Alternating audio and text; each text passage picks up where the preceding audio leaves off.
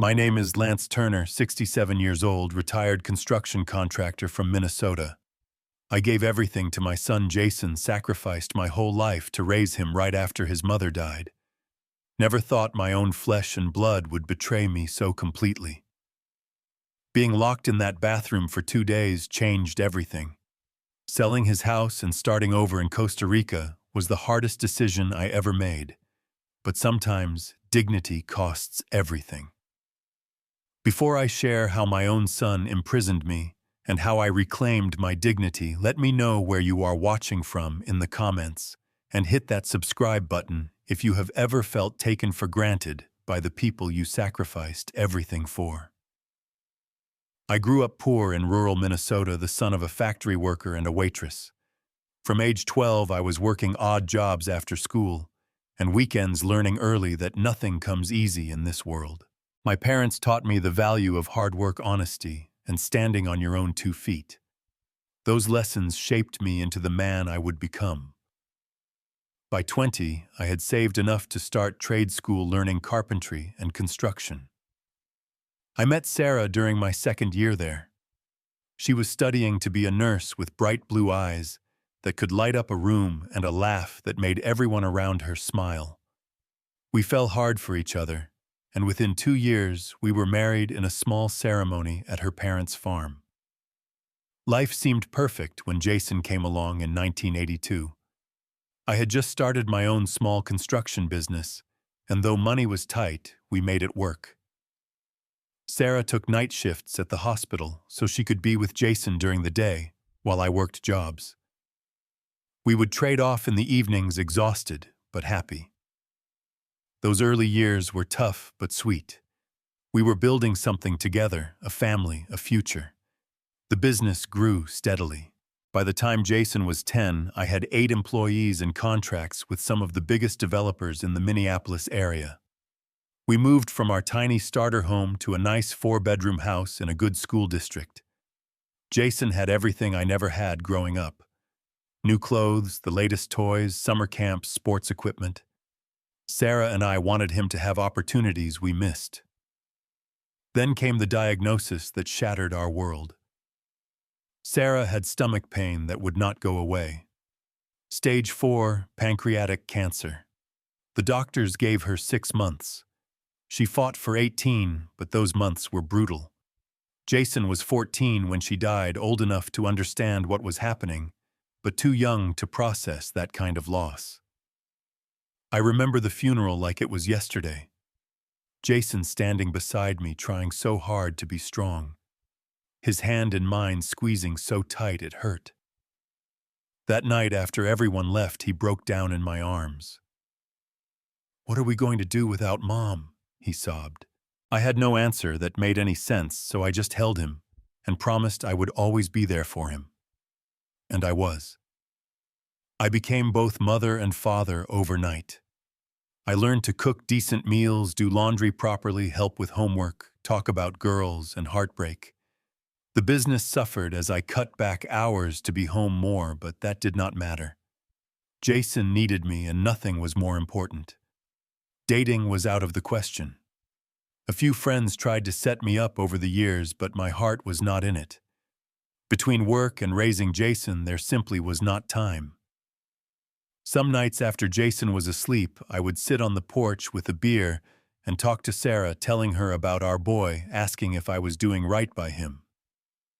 Those one-sided conversations kept me sane during the hardest years. The changes in Jason came gradually during his teen years. The grateful, sweet boy slowly transformed into someone more entitled.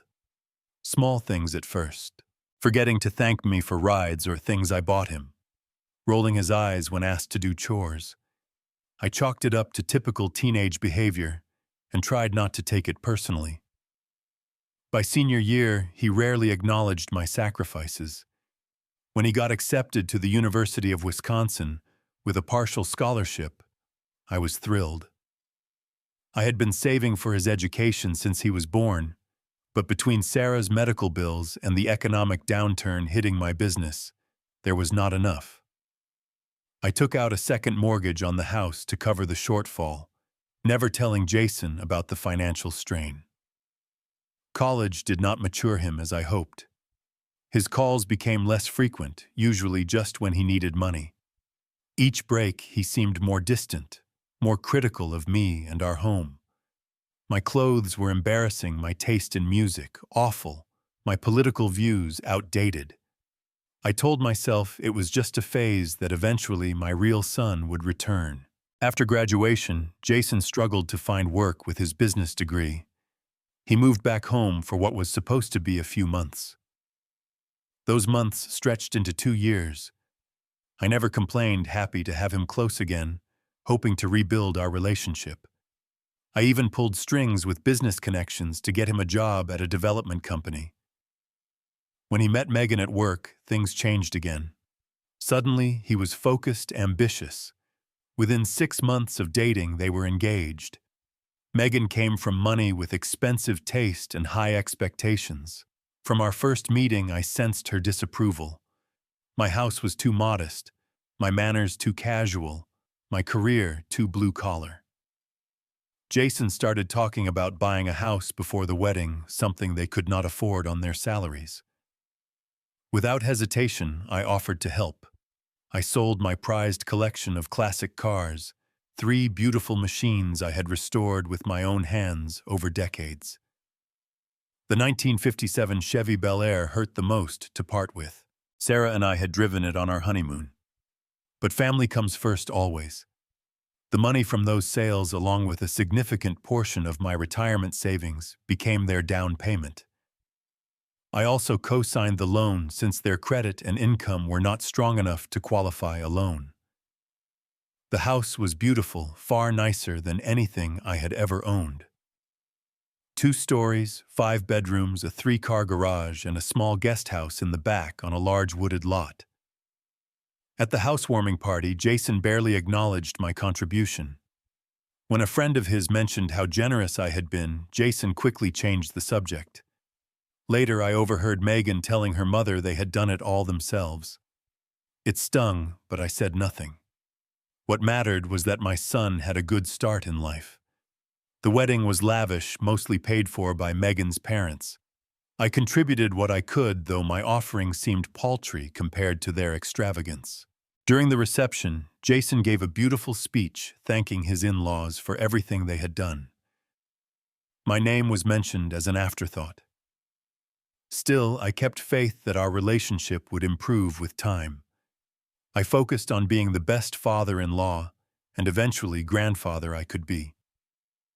When their first child came along, a boy they named Alexander showed up every weekend to help, bringing homemade meals and offering to babysit whenever needed. I never imagined that 5 years later I would be locked in their bathroom, wondering if I would ever see daylight again. The decision to sell my home and move in with Jason came after my 65th birthday. The housing market was booming, and my modest home had appreciated significantly. Jason suggested I sell it and invest the proceeds in expanding their house, adding the guest house that would become my new home. "It makes sense, Dad," he explained. "Property values in our neighborhood are skyrocketing. Your money will grow faster this way, and you will be close to Alex and Emma." Emma was their second child, just 2 years old at the time. The arrangement seemed perfect. I would have my independence in the guest house, but be close enough to watch my grandchildren grow up. We discussed the financial aspects casually, as family does. No formal contracts, just a verbal agreement that my investment gave me lifetime rights to the guest house.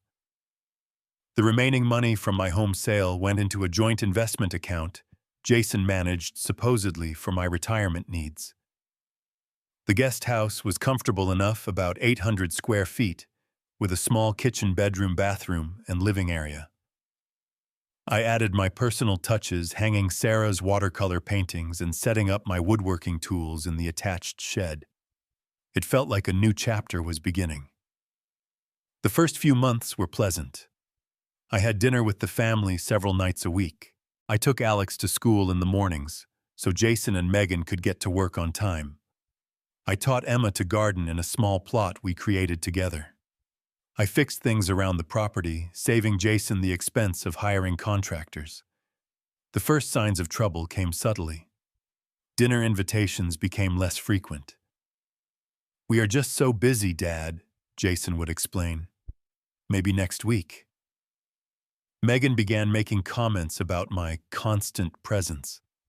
She complained about my boots by their back door or my coffee cup left on their counter. "Your father is always here," I overheard her telling Jason one evening. "Does he not understand boundaries?" Jason began to echo her sentiments. "Dad maybe call before coming over to the main house," he suggested one morning when I dropped by with freshly baked muffins.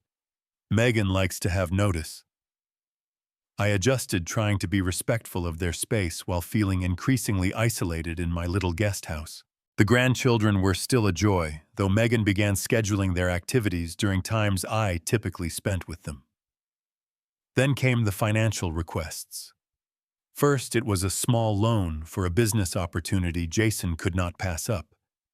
Then money for a luxury SUV because Megan's old car was unsafe for the children. Each time I dipped into my dwindling savings without complaint. 6 months in, Jason approached me about borrowing from the investment account, where most of my home sale proceeds were kept. "Just temporarily, Dad. This market opportunity is guaranteed to pay off big. I will replace it with interest." Against my better judgment, I agreed. When I checked the account statement the following month, I discovered he had withdrawn nearly half the balance. When confronted, he became defensive. "I am growing your money, Dad.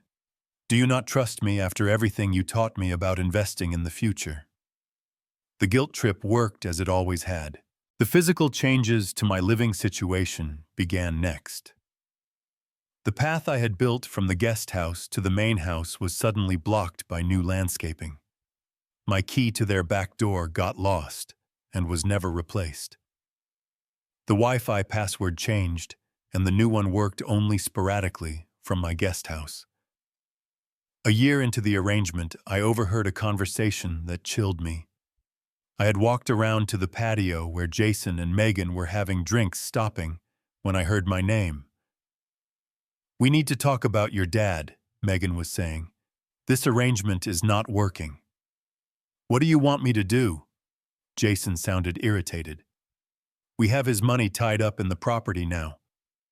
The guest house would make a perfect home office," she continued.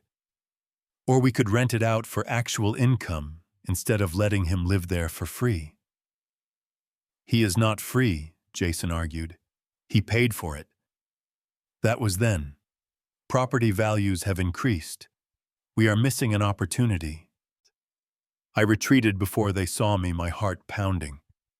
That night I called my old friend Frank, the only close friend I had maintained over the years.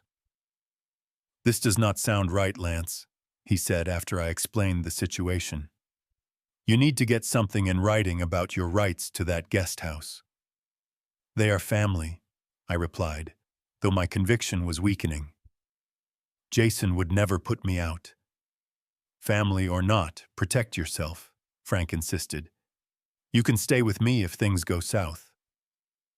I declined his offer out of pride and a lingering hope that things would improve. That was my first mistake of many. The exclusion from family life continued to worsen. I was not informed about Alex's school play until the day after. Holiday celebrations were scheduled when I had other commitments, then I was chided for choosing not to attend. Jason began telling neighbors I was getting forgetful, suggesting early dementia, though my mind was sharp as ever. My 70th birthday passed without acknowledgement from Jason or Megan. The grandchildren made cards, sneaking over to deliver them when their parents were out. "Mom says we should not bother you too much," Alex confided, breaking my heart anew. The isolation took its toll. I began feeling depressed, sleeping poorly, losing weight. When I had a brief hospitalization for pneumonia, neither Jason nor Megan visited. "The kids might catch something," was the excuse. One afternoon, I discovered surveyors measuring the guest house and surrounding yard. When questioned, they mentioned plans for an addition that would effectively attach my separate dwelling to the main house. That evening, I confronted Jason.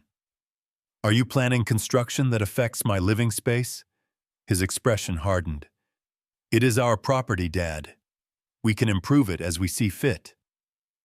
"We had an agreement," I reminded him. "Nothing in writing." He shot back his tone, making it clear the conversation was over. That night, I searched my files for any documentation of our arrangement. Among Jason's papers I had kept, I found the original property deed. To my surprise, my name was still listed as co-owner, likely an oversight when the guest house addition was built. That small discovery would later prove crucial. The tension in the household reached new heights over the following weeks. Megan began forgetting to include me when ordering takeout for the family, even when I had been explicitly invited to join them for dinner. Jason started complaining about my truck parked in the driveway, suggesting I should sell it since, "You hardly go anywhere anyway, Dad." The emotional toll was becoming unbearable. I began to feel like a prisoner in the guest house, afraid to venture into the main house for fear of criticism or cold shoulders. The grandchildren were clearly being coached on how to interact with me. Emma, once eager to sit on my lap for stories, now kept a careful distance. Alex would look to his mother for permission before answering my questions. My birthday came and went without acknowledgement from Jason or Megan. I spent the day alone looking through old photographs and wondering where I had gone wrong as a father. Had I spoiled him too much, not disciplined him enough after Sarah died? The questions haunted me, keeping me awake through the night. The following week, I experienced chest pains while working in the garden. Frightened, I knocked on the main house door. Megan answered, her expression immediately annoyed. "Jason is not home," she said, beginning to close the door.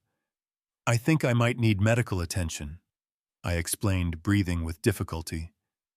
"Could you drive me to urgent care?" She sighed dramatically. "I have a conference call in 5 minutes. Can it wait until Jason gets home?"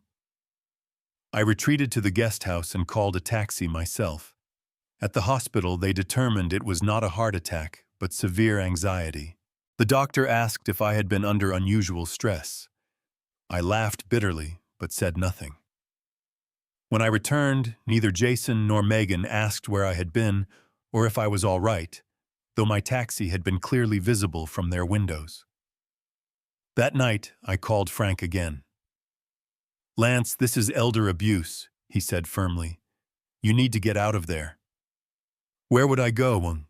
I asked, the reality of my situation sinking in. "They have control of most of my money. My name is on this property, but I cannot sell my share without their cooperation." "Stay with me while we figure it out," Frank offered again. "My daughter is a lawyer. She can help sort out your financial situation." Again, my pride got in the way. "Let me try talking to Jason one more time," I said. "He is still my son." The opportunity came the following Sunday. Jason was alone in the yard grilling for a family dinner to which I had not been invited.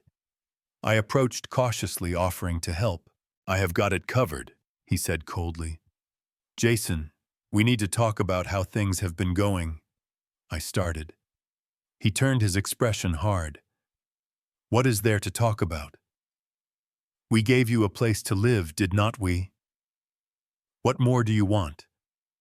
"I want to be treated like family, not an unwelcome guest," I replied, trying to keep my voice steady. "I put my life savings into this property. We had an agreement." "An agreement?" He laughed harshly. "Show me where I signed anything. This is our house, Dad. You are here because we allow it."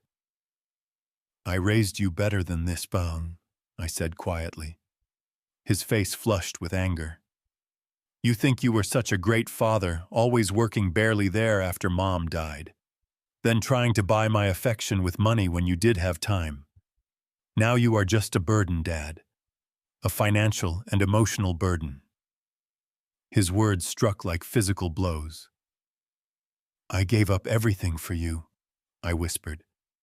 No one asked you to, he snapped. That was your choice. Do not expect a medal for doing what parents are supposed to do. I walked away before he could see my tears. That night, I began quietly researching my options, looking into senior living facilities I might afford with what little remained of my personal savings. The next morning, Frank called with news that would change everything. Lance, my daughter looked into the property records, he said. Not only is your name still on the deed, but Jason took out a second mortgage 6 months ago. He has essentially stolen the equity you put into the property. My blood ran cold. How much? Nearly all of it, Frank replied grimly. Over $300,000. That discovery set in motion the events that would lead to my imprisonment. On a crisp October morning, I stood in Jason's home office while he and Megan were taking the children to school. With Frank's daughter's guidance, I knew what documents to look for. My hands trembled as I opened file cabinets searching for proof of the financial deception Frank had uncovered. In the bottom drawer beneath tax records, I found it. Loan documents showing a second mortgage for $320,000, taken out just 7 months after I had invested my house proceeds into the property. My signature had been forged on the paperwork, a crude approximation that would never stand up to scrutiny. I photographed everything with my phone, my heart pounding. As I was replacing the files, I heard the garage door opening. I quickly shut the drawer and moved to the kitchen, pretending to make coffee when Jason walked in. "What are you doing in here?" he demanded, eyeing me suspiciously. "Making coffee," I replied, trying to keep my voice casual. "Mine is out." His eyes narrowed. "Were you in my office?" "No," I lied, feeling the weight of the phone in my pocket with its damning evidence. "Why would I be—" Jason stared at me for a long moment before shrugging. "Just keep out of our space when we are not home. Megan does not like it." I nodded and took my coffee back to the guest house, my mind racing. I needed to confront him about the mortgage, but I needed to be strategic. If he knew I had evidence, there was no telling how he might react. That evening, I invited Jason to the guest house, saying I needed to discuss something important. To my surprise, he came, though, and his body language radiated impatience. "What is it, Dad? I have got work to finish tonight." I took a deep breath. "I know about the second mortgage, Jason." His expression flickered between shock and anger before settling into forced confusion. "What are you talking about?" "The $320,000 you borrowed against this property. Our property. The one with my forged signature." His face hardened. "You have been snooping through my files. Is that really your concern right now, not the fraud you have committed?" Jason's face flushed dark red. "That money was rightfully mine anyway. Do you know how much it costs to maintain this property, to raise 2 kids? You live here practically free." "Free?" I was incredulous. "I put my entire house sale proceeds into this place. We had an agreement." "An agreement," he sneered. "Nothing binding, nothing legal." "Forgery is illegal," I countered. "So is fraud." Something dangerous flashed in his eyes. "Who exactly are you planning to tell?" "Who would believe you over me? I can have you declared incompetent with one phone call." The threat hung in the air between us. "I would never have believed you could become this person," I said quietly. "Your mother would be heartbroken." "Do not bring her into this," he shouted, slamming his fist on the table. "You do not get to use her against me." Megan appeared at the door, drawn by the shouting. "What is going on?" "Dad is making wild accusations," Jason said, his voice suddenly controlled. "I think he is confused again." "I am not confused," I insisted, looking at Megan. "Did you know about the second mortgage, about the forged signature?" Her eyes flicked to Jason before she responded. "Lance, I think you need to calm down. These delusions are getting worse." "Delusions?" I was stunned by their united front of deception. "Remember what Dr. Phillips said about his paranoia?" Megan said to Jason, though loud enough for me to hear. There was no Dr. Phillips. I had never been diagnosed with paranoia. The gaslighting was so blatant, it took my breath away. "I think I need some air," I said, standing up and walking past them toward the main house. I needed to get to my truck to drive to Frank's house with my evidence before they could stop me. Jason followed close behind. "Where are you going, Dad?" "Just need to use the bathroom," I lied, heading for the powder room in the main house, the one closest to the front door, and my escape. Once inside, I locked the door and pulled out my phone to text Frank. Before I could begin typing, I heard Jason outside the door. "Dad, come out so we can talk calmly about this," he said, his voice artificially soothing. "Just give me a minute," I replied frantically, typing a message to Frank. "Evidence of fraud. Coming to your house now." I hit send just as I heard an odd click from the door.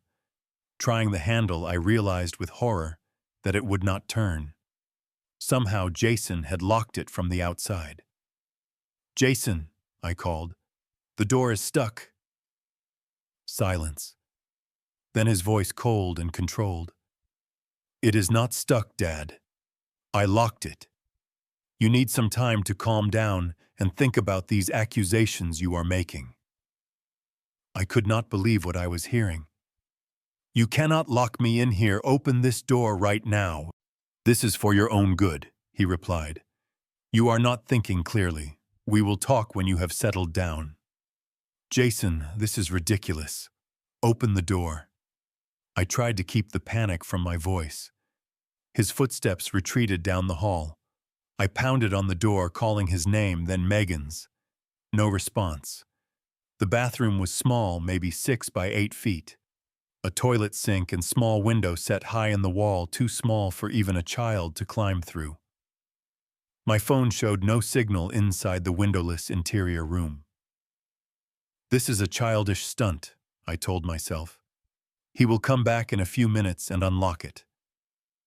But as the minutes stretched into an hour, then 2, the reality of my situation began to sink in. My own son had imprisoned me. The first 6 hours were the hardest. I alternated between pounding on the door, shouting for help, and sitting in stunned disbelief on the closed toilet lid. The bathroom had no exterior windows, just the small frosted glass one high on the wall that opened to the hallway, providing minimal air circulation, but no means of escape. "Jason, this has gone far enough," I shouted periodically, my voice growing hoarse. "Let me out now." Occasionally, I would hear footsteps pass by, but no one responded to my calls. Once I heard Alex's small voice. "Dad, why is Grandpa yelling in the bathroom?" "Grandpa is not feeling well," came Jason's reply. "He needs some time alone." "But he's calling for help," Alex persisted. "He is confused, buddy. Remember how we talked about Grandpa getting confused sometimes? The doctor said we need to let him work through these episodes." My heart sank hearing the lies my son was feeding his children about me. I called out again. "Alex, get help. Call Mr. Frank." But Jason hushed the boy and led him away. As night fell, the small bathroom grew dark. There was a nightlight that provided minimal illumination, just enough to make out the sink and toilet. I tried to sleep leaning against the wall, but managed only brief, uncomfortable dozes. Thirst became my first serious concern. Thankfully, the sink worked and I drank from the faucet, cupping water in my hands. Hunger began gnawing at me as well. I had eaten breakfast, but nothing since. The night passed in a haze of discomfort and disbelief. By morning, nearly 18 hours into my confinement, I began to worry that Jason was serious about keeping me locked up for an extended period. When I heard movement in the house, I renewed my efforts. "This is illegal," I shouted. "You cannot hold a person against their will. Let me out, or I am calling the police." Finally, Jason's voice came through the door. Phone gets no signal in there, Dad. I already checked. His tone was almost casual, as if we were discussing the weather. There is a granola bar and some water bottles coming through. The door opened a crack just wide enough for a hand to push in a bottle of water and an energy bar, then quickly closed and locked again before I could react. Jason, what are you doing? I asked, desperation in my voice. This is insane. You need time to come to your senses, he replied coldly. When you are ready to forget about these accusations and behave rationally, we can talk. People will look for me, I warned. Frank knows I was going to his house. Already taken care of, Jason said. I texted him from your phone saying you had reconsidered and would visit next week instead. Very convincing. My blood ran cold. Jason had my phone. The evidence I had gathered was in his hands. Why are you doing this? I asked, my voice breaking. You forced my hand, Dad, he replied as if I was the unreasonable one. Threatening me with fraud accusations. After everything I have done for you, you should be grateful you have a roof over your head at all. His footsteps retreated, leaving me alone with my meager provisions. I rationed the water, taking small sips. The granola bar I saved, knowing hunger would only worsen. As the second day of confinement began, my thoughts turned increasingly dark. What if Jason never let me out? What if this was his solution to the problem of his aging father? The bathroom had no shower, just a sink and toilet. How long could a person live in such conditions? I thought of Sarah, wondering what she would think of what our son had become. Had I failed that badly as a father? The questions tormented me as hours crawled by. By the afternoon of the second day, Jason appeared again with water and another granola bar. How are you feeling, Dad? He asked, his voice falsely concerned. Ready to be reasonable yet? This is illegal imprisonment, I said weakly. Please, Jason. This is not who you are. Actually, this is exactly who I am, he replied. Someone who takes care of problems effectively. You have become a problem, Dad. An expensive, inconvenient problem. I gave you everything, I whispered. And now I have everything, he confirmed. Funny how that works. Through the door, I heard him speaking to someone, presumably Megan. He is still being difficult. Might need another day in there to think things through. The Silvermans are coming for dinner tomorrow, Megan replied. Make sure he is quiet, or they will hear him. Already planned for that, Jason assured her. I will tell him if he makes a scene, we will be looking at permanent care facilities next week. The casual cruelty of their conversation broke something in me. Tears streamed down my face as I slid to the floor, back against the wall. I had lost my son. Perhaps I had lost him years ago and had been too blind to see it. Yet in that moment of despair, something unexpected happened.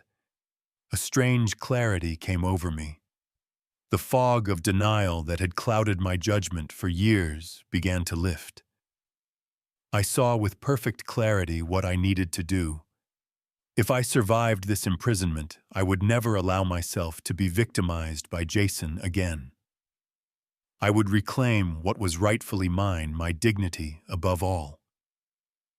The path forward began to form in my mind, a plan both simple and profound. I used my fingernail to scratch marks on the wall behind the toilet, counting the hours, preserving my sanity through the methodical tracking of time.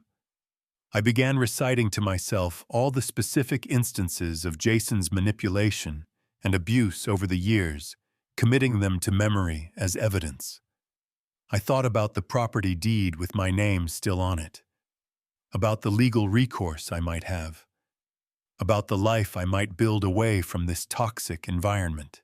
By the evening of the second day, I had made peace with the fact that my relationship with my son was irreparably broken. The realization was painful, but strangely liberating. I no longer needed to make excuses for him.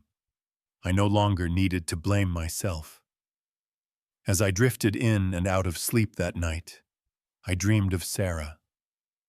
She was sitting beside me on our old porch swing, her hand in mine. "You did your best," she said simply. "Now it is time to live for yourself." I woke with tears on my face but determination in my heart. Whatever happened next, I would face it with dignity and purpose. The bathroom door opened early on the morning of the third day. Jason stood there looking remarkably casual, as if he had not just kept his father imprisoned for 2 days. "Ready to be reasonable now?" he asked. I nodded, eyes downcast, playing the role of the broken, submissive father he wanted to see. "Good," he said with satisfaction. "Take a shower in your bathroom and clean yourself up. We need to talk about your living arrangements going forward." He stepped aside to let me pass. As I walked by him pretending to be defeated, I was already planning my escape and revenge. My son had taught me a valuable lesson about trust and family, one I would never forget.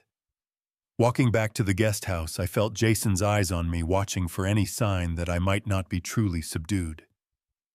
I kept my shoulders hunched, my gait unsteady, playing the role of a broken man. Inside, however, my mind was clearer than it had been in years.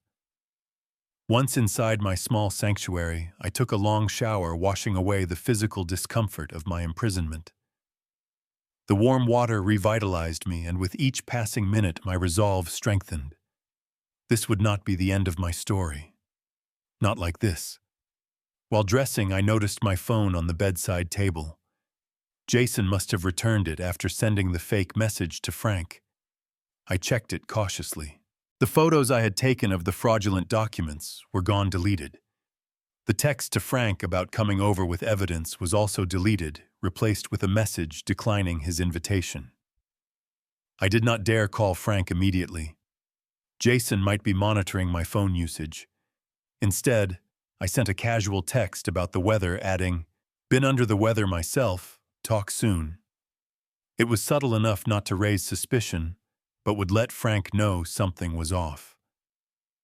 When Jason came to the guest house that afternoon, I was sitting quietly reading a book, the picture of docile acceptance. "How are you feeling?" he asked, his tone suggesting concern, while his eyes remained cold.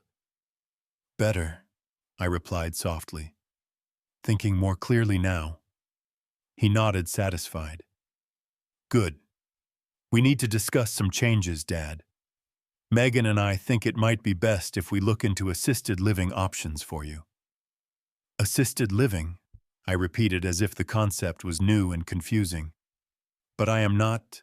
I can still take care of myself." "After your episode," he raised an eyebrow. "The paranoid accusations, the erratic behavior. I am not sure that is true anymore." I looked down at my hands, which I deliberately made tremble slightly. "Maybe you are right," I conceded. "Maybe I have been confused lately." The look of triumph that flashed across his face was almost worth the humiliation of pretending to accept his lies. Almost. "We will start touring some places next month," he continued. "There is a nice facility in Edina that has openings." "What about my things?" I asked, gesturing around the guest house. "My woodworking tools." "We will sort through everything," he assured me, which I understood to mean they would keep anything of value and discard the rest. "Do not worry about any of that now." After he left, I allowed myself a small, grim smile.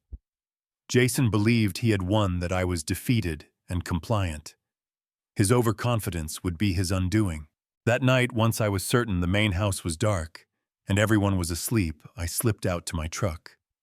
The spare key was still hidden in the magnetic box underneath the wheel well, untouched. I started the engine as quietly as possible and drove to the end of the block before turning on the headlights. Frank's house was 30 minutes away. He answered the door in his pajamas, eyes wide with concern. Lance, what in God's name is going on? Your messages have been strange and then nothing for 2 days. Inside his kitchen, I told him everything. The fraudulent mortgage, the imprisonment, the threats and gaslighting. Frank's expression shifted from shock to rage as I spoke. "This is criminal," he said finally. "We need to call the police." I shook my head. "Not yet. If I file charges, this becomes an ugly public spectacle. I need to be smart about this, Frank. Strategic." "What are you thinking?" he asked.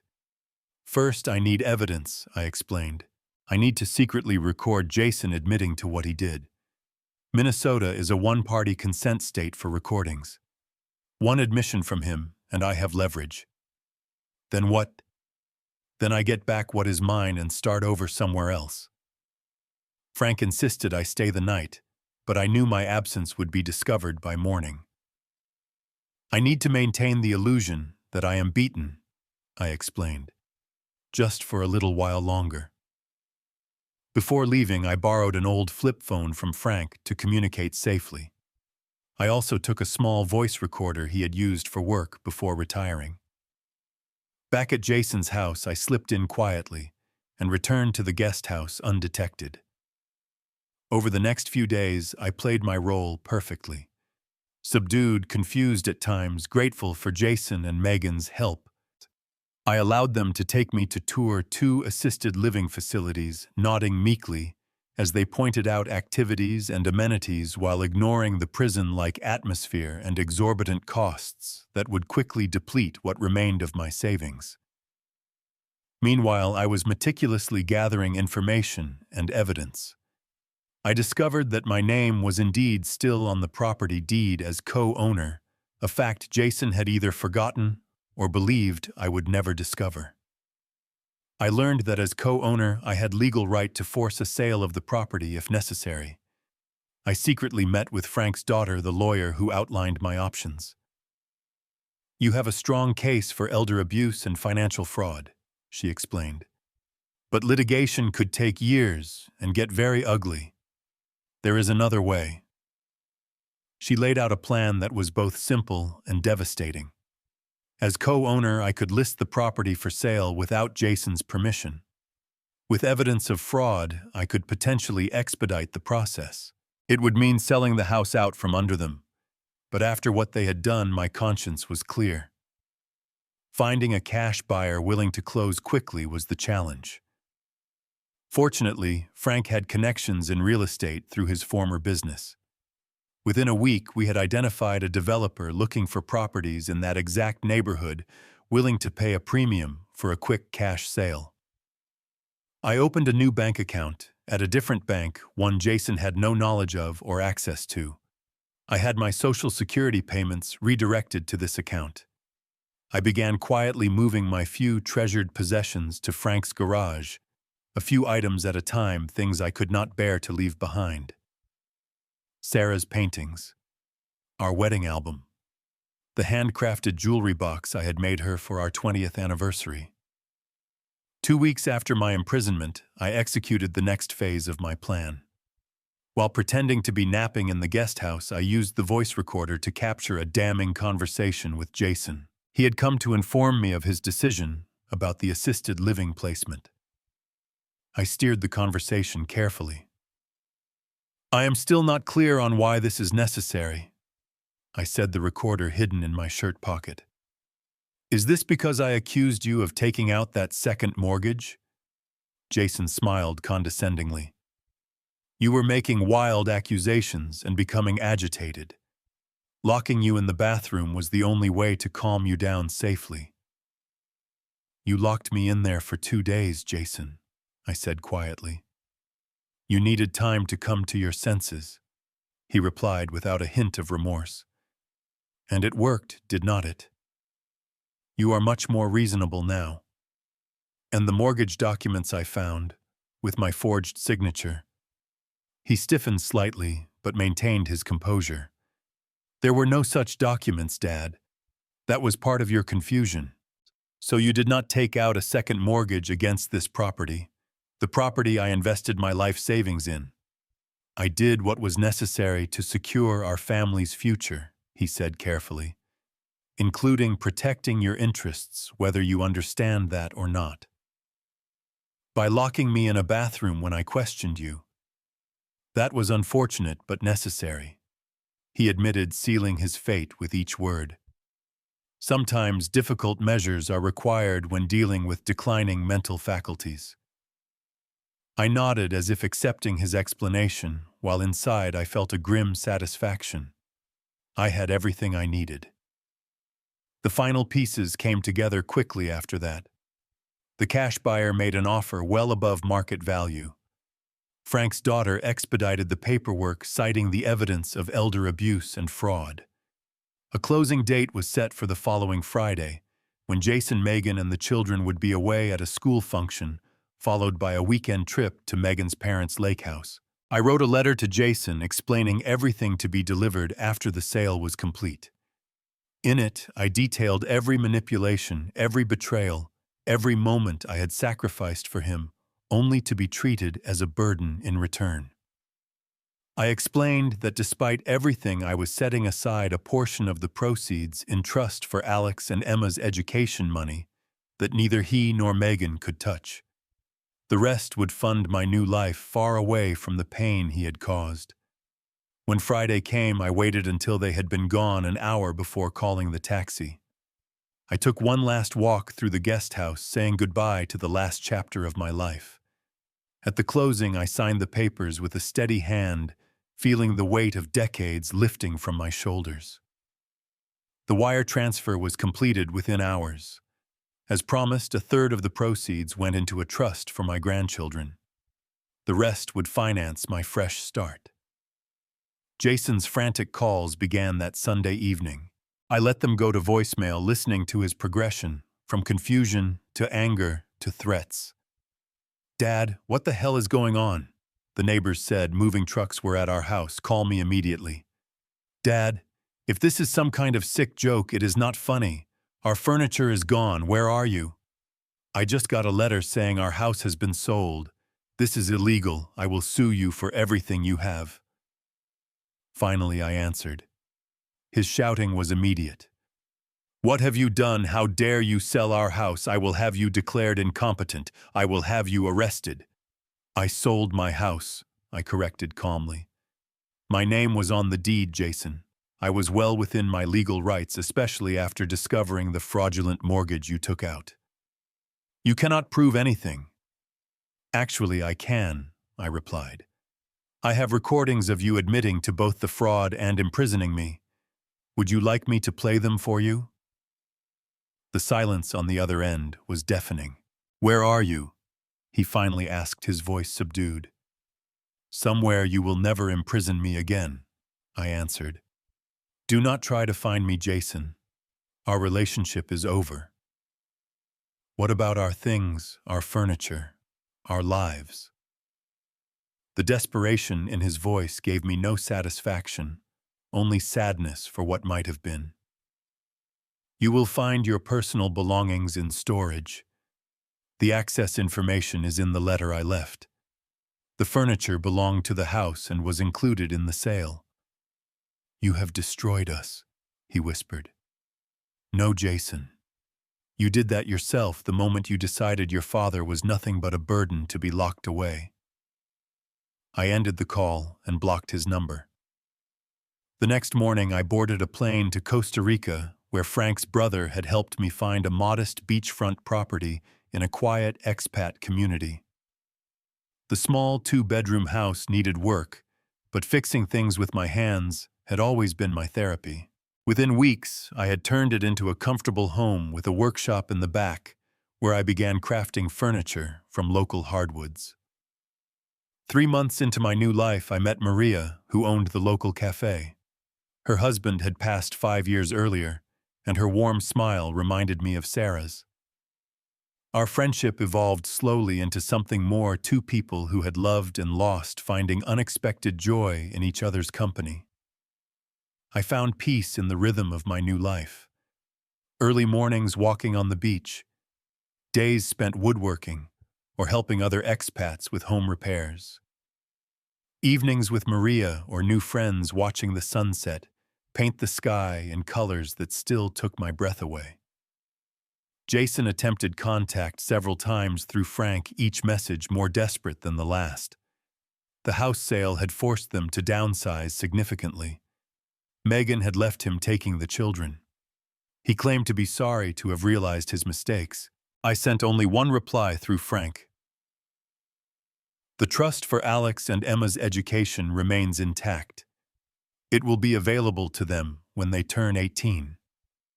As for us, some bridges once burned cannot be rebuilt. I wish you healing and growth, but our paths have permanently diverged. 6 months later, Frank came to visit, marveling at the transformation in me. I have never seen you look so at peace, he observed as we sat on my porch, watching waves crash against the shore. I am, I confirmed. I finally understood that family is not about blood or obligation. It is about respect, reciprocity, and love freely given, not coerced or manipulated. Any regrets? He asked. I thought about the grandchildren I would likely never see grow up. About the son I had raised who had become someone I no longer recognized. About the decades I had spent sacrificing my own happiness for people who had ultimately seen me as nothing but a resource to be used and discarded. Only that I did not value myself enough sooner, I replied honestly. We teach people how to treat us, Frank. I taught Jason that my needs did not matter, that I would tolerate any disrespect, any betrayal, all in the name of family loyalty. That was my mistake. And now, I smiled, watching a pair of pelicans dive into the ocean. Now I know better. Now I live by a different principle: never allow anyone, even family, especially family, to diminish your humanity or dignity. Sometimes the bravest thing you can do is walk away and build something new. The sun dipped lower on the horizon, painting the sky in brilliant oranges and pinks. In that moment, I felt Sarah's presence beside me, approving of the man I had finally become at 67. Not just a father, not just a provider, but a whole person deserving of respect, joy, and peace. Sometimes losing everything is the only way to find yourself again. It has been 5 years since I sold my son's house and left the country. 5 years of healing, growth, and building a life I never imagined possible in my 60s.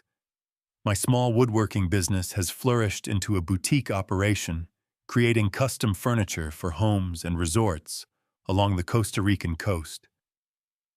Maria and I married 3 years ago in a simple beach ceremony, surrounded by our new community of friends. The healing did not happen overnight. For months after settling here, I would wake in a cold sweat, momentarily believing I was still trapped in that bathroom. The betrayal by my own son left deep wounds that required time and patience to mend. Working with my hands helped. Each piece of furniture I crafted became a form of therapy, transforming raw materials into something beautiful and functional, much as I was rebuilding myself piece by piece. Maria's gentle presence was another balm, her understanding, allowing me space to process my grief without judgment. 2 years ago, I received a letter from Alex, now a teenager. He had found me through Frank, whose contact information was included with the trust documents. His words were tentative but sincere, asking questions about who I was, why I had left, expressing confusion about the conflicting narratives he had heard. I responded truthfully but gently, sharing my side of the story without demonizing his father. We have corresponded regularly since then. Last year, he asked if he could visit during summer break. Those 2 weeks with my grandson were precious beyond measure, a chance to know the thoughtful young man he was becoming. Emma joined him this past summer, her artistic spirit reminding me so much of Sarah that it brought tears to my eyes. Jason reached out again after learning of the children's visits. His message was different this time, lacking the desperation and blame of his earlier attempts. He wrote of therapy, of facing hard truths about himself, of understanding patterns he had learned and perpetuated. He asked for nothing, not forgiveness, not money, not even contact, just an acknowledgement that I had received his words. I sent a brief reply, "I hear you. I hope your journey toward healing continues." It was not forgiveness, not yet, perhaps not ever, but it was acknowledgement of a fellow human being trying to grow. That was all I could offer. The most profound lesson of these past 5 years has been about the difference between blood relations and true family. Frank remains my brother in all but name, visiting twice yearly. Maria's grown children have embraced me as a father figure. Our community of expats and local friends has become a chosen family, bound by mutual respect and genuine caring. I have learned that dignity cannot be taken, only surrendered. In that bathroom facing the ultimate betrayal, I could have broken completely. Instead, I found an inner strength I never knew. I possessed a determination to reclaim not just my financial security, but my sense of self-worth. The money from the house sale provided financial security, but the true wealth has been in discovering my capacity for joy independent of my identity as Jason's father. I am Lance first, a whole and complete person with intrinsic value. That knowledge is the foundation upon which I have built this new chapter. If you find yourself in a situation where those who should love you most treat you with the least respect, know that it is never too late to draw boundaries, to protect your dignity, to choose yourself. Sometimes walking away is not giving up, but moving forward. Sometimes the greatest act of self-love is refusing to stay where you are, diminished. Life at 67 was not supposed to include starting over in a new country. Yet here I am at 72, more content, more truly myself than I have ever been. The path was painful beyond words, but the destination has been worth every difficult step. Have you ever had to make the painful choice between family obligation and self-respect? Share your story in the comments below. If this account of reclaiming dignity resonated with you, please hit subscribe and like this video. Your support helps others find these stories of healing and transformation. Thank you for walking this journey with me, and remember, it is never too late to begin again.